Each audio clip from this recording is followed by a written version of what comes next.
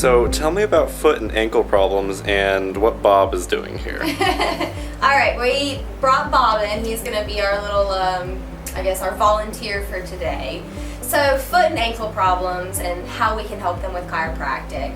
One, going back to the spine. Obviously, the nerves are going to exit down here in the low back on either side. They're going to come down here. They turn to a lumbar plexus. We have the sacrum where nerves exit out.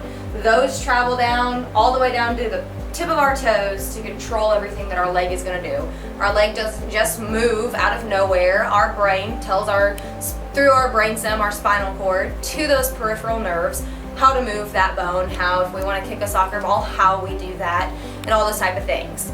Well, if we have the spine right, but through life we have traumas, we play soccer, we have trips and falls, we fall on ice, hopefully not too often, but we can end up jamming these joints or with misalignment and soft tissue problems down here in the leg and the foot.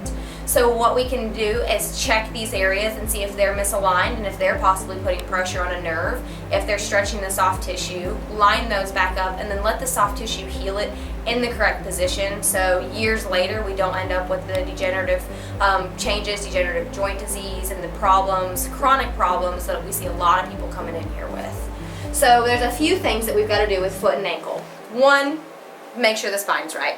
Two, make sure the pelvis is right. Then we come and make sure that this joint is right, that the hip is attached in there like it's supposed to, and we don't have any problems with that.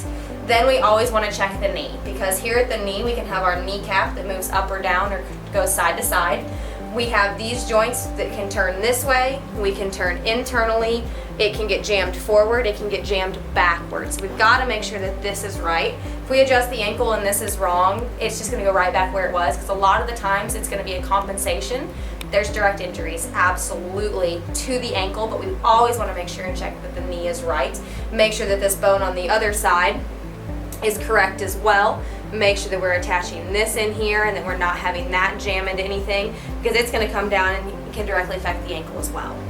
So here, then we get to the foot. So we can end up with problems right here at the ankle joint, so where our leg is going to come in here and attach to our ankle. We always want to make sure that that joint is corrected first. Then a lot of the times what we get, so people with plantar fasciitis, a lot of the times we can have a problem with either these metatarsals going straight downward, so going down, and we've got to adjust those back up to take that abnormal pressure off the arch. We can also have the heel bone. A lot of people coming in with heel spurs and that type of stuff on it. It's abnormal wear and tear, so with spurs on there. So one thing we always want to make sure is that this heel bone, and you can kind of see it moving back and forth here, that it hasn't rotated inward, outward, up, or down. Because if it gets locked in that position, we end up with abnormal pressure on the Achilles that's right back here.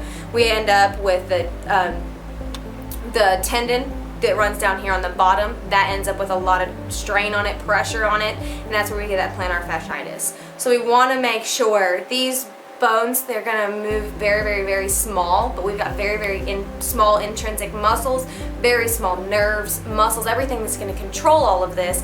You end up with the slightest bit of tension on them. We end up with pain signals, dysfunction, signals going up to the brain to let you know that something's wrong. So we want to make sure that everything is lined up all the way up here to the lumbar spine, the low back, to make sure that the foot and ankle are going to be right, make sure we can walk around for as long as we want to.